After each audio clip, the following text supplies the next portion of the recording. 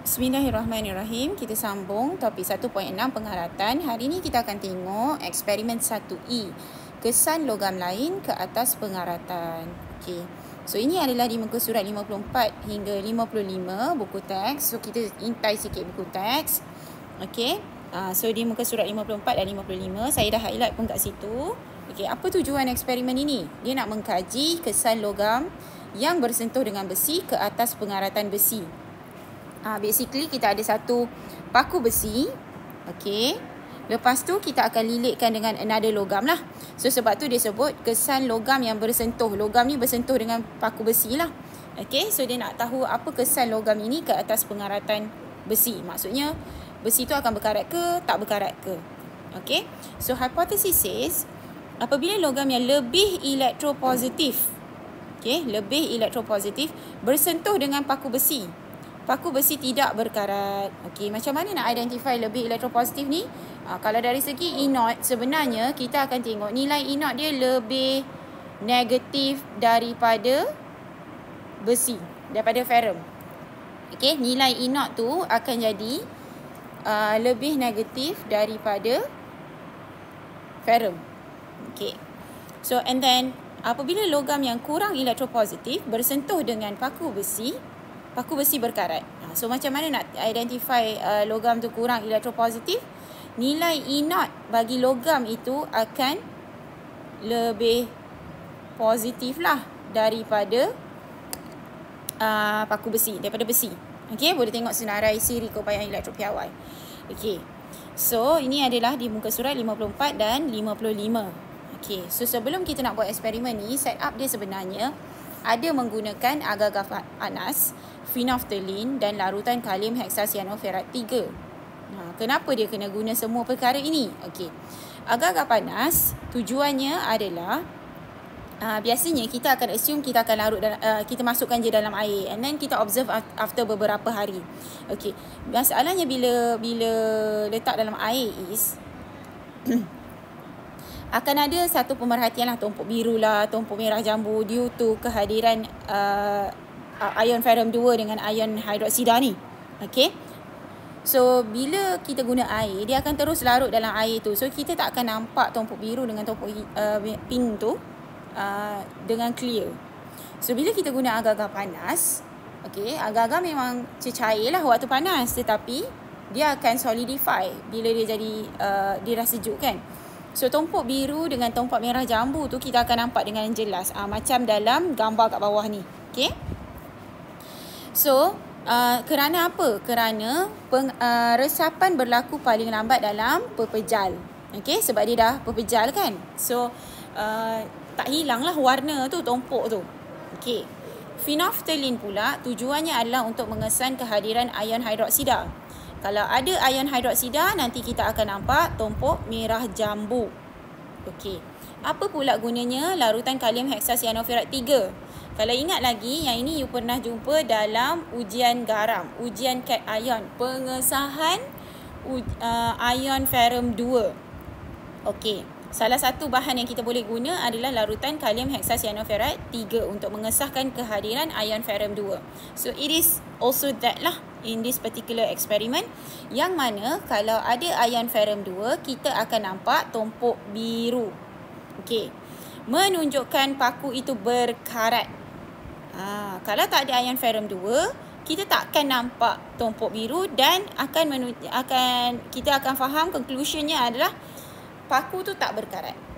Okey, kenapa nak kena ada benda ni? Because once you imagine lah kan, kita dah ada paku besi.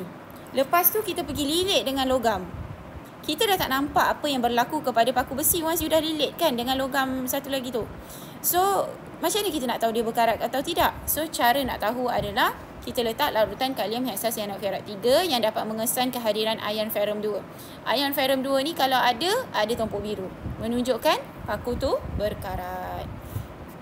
Okey, ini adalah keputusan eksperimen yang saya buat bersama dengan anak murid pada tahun 2019. Lama saya simpan gambar ni sebab saya rasa gambar ni sangat cantik dan sangat mematuhi teori lah. Okey, cumanya saya hanya buat 4 test tube. Yang saya tak ada di sini kalau tak silap saya adalah sternum. Kalau tengok pada senarai logam yang diminta untuk buat ni, saya tak ada jalur sternum dalam keputusan. So kita boleh predict lah apa yang akan berlaku.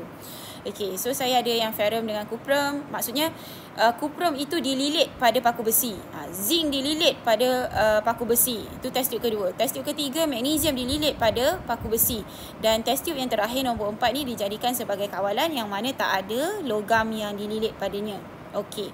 So saya akan terangkan apa yang berlaku sebenarnya, kenapa kita nampak macam ni. Okey So kita pergi ke sini. Okey. So kalau kita tengok kepada test tube yang pertama, saya dah redraw ni test tube yang pertama ni. Yang ni saya dah redraw dekat sini. Okey, ini test tube yang pertama. Okey. So kita ada paku besi yang dililit dengan cuprum. Okey, konsep dia ingat tak hipotesis tadi? Kalau logam tu lebih elektropositif daripada besi, besi takkan berkarat. Okey, tapi kalau logam tu kurang elektropositif daripada besi, besi akan berkarat. Itu hipotesis. Okey, dalam kes ini kita nampak ada tumpuk biru, betul tak? Sini. Ada tumpuk biru maksudnya paku tu berkarat. Kenapa paku tu boleh berkarat? Sebab cuprum kurang elektropositif berbanding ferrum. Okey. Dia macam ni. Kita tengok je, ingat tengok sahaja yang ini, guide dia. Okey, tengok je yang gambar ni. Okey, cuprum kat sini. Okey. Dia macam a fight between ferrum versus cuprum. Okey.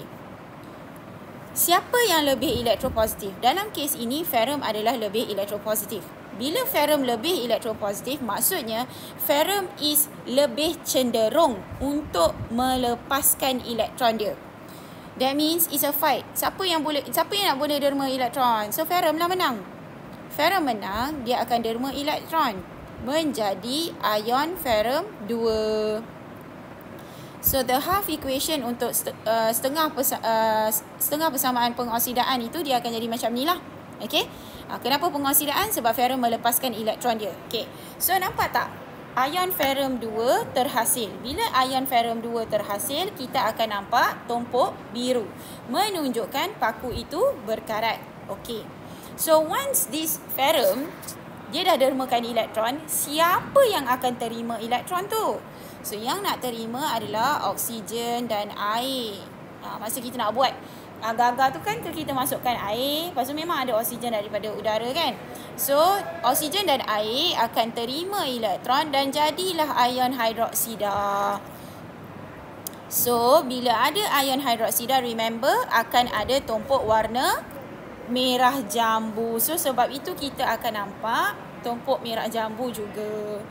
In fact, tak kisahlah sesiapa pun yang mendermakan elektron, whichever logam pun yang mendermakan elektron, sepatutnya kita akan nampak tumpuk pink dalam setiap satu test tube, because yang nak terima elektron adalah oksigen dan air, yang apabila dia dah terima elektron akan terhasil hidroksida.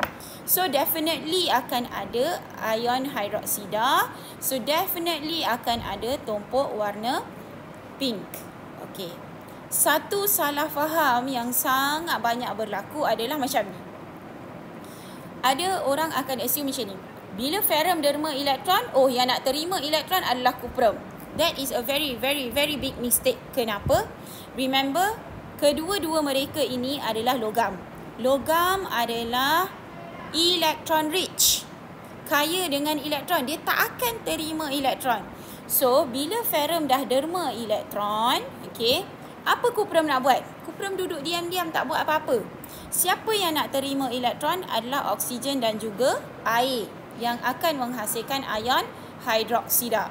Sebab tu kita nampak apa yang kita nampak ni dalam gambar ni. Okey. Okey. So kalau kita tengok pada test tube yang kedua, okey, ferrum dengan zinc, nampak tak? Tak ada tumpuk biru, langsung tak ada tumpuk biru. Yang ada adalah tumpuk merah jambu. Okey. Kenapa ada tumpuk merah jambu? Mestilah ada tumpuk merah jambu. Sebab ada ion hidroksida. So dalam kes ini macam mana? Apa yang berlaku? So the fight is between ferrum dengan zinc. Disebabkan zinc ini lebih elektropositif, okay, so zinc yang akan dermakan elektron menjadi ion zinc. Okay, so pengoksidaan berlaku pada zinc, bukan pada ferrum. Ferrum buat apa? Ferrum tak buat apa-apa. Ferrum duduk diam-diam sahaja kat situ, tak buat apa-apa. So then elektron ini akan diterima oleh siapa? Oleh oksigen dan juga air. Okey, menghasilkan ion hidroksida. So sebab itulah kita masih nampak tumpuk warna pink dan tak ada tumpuk warna biru. Okey, so nampak tak? So kalau kita kena buat kalau kita kena buat persamaan ion, gabungkan je lah ni, the first and the second one. Tapi kena ingat, kita kena make sure bilangan elektron adalah sama. Okey, kita tengok yang ketiga, test tube yang ketiga. Ferrum dengan magnesium. Ferrum dengan magnesium. The fight is between ferrum dengan magnesium. So disebabkan magnesium lebih elektropositif, okay, magnesium adalah logam yang lebih elektropositif berbanding ferrum. So magnesium yang menang. Jadi magnesium yang dermakan elektron menjadi ion magnesium.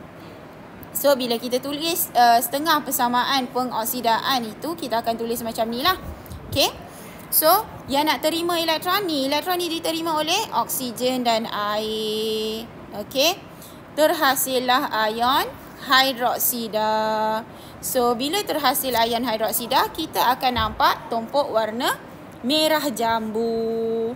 Okay, now kalau hanya ada paku besi sahaja, tak ada logam lain, is there a choice untuk siapa yang mendermakan elektron? Tak ada choice kan? Bila tak ada choice, siapa yang akan dermakan elektron? Of course, ferrum yang akan dermakan elektron dia. So ferrum akan dermakan elektron, okay, menjadi ion ferrum 2 lah. Okay, so lepas tu sama, elektron ini diterima oleh oksigen dan juga air. Terhasillah ion hidroksida. Okay, nampak tak?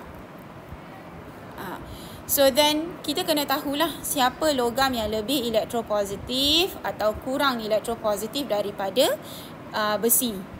Kenapa kita punya fokus adalah besi? Sebab kita nak tahu kesan logam lain ke atas pengaratan.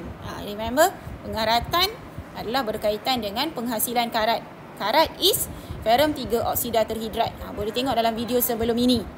Okay. So saya rasa dah panjang sangat video ni. Saya harap you faham daripada eksperimen dan tak ada lagi misconception yang berlaku berkaitan dengan eksperimen kesan logam lain ke atas pengaratan. Nanti kita akan tengok apa aplikasi keelektropositifan logam ini ke atas pengaratan. Okay, thank you semua. See you in the next video.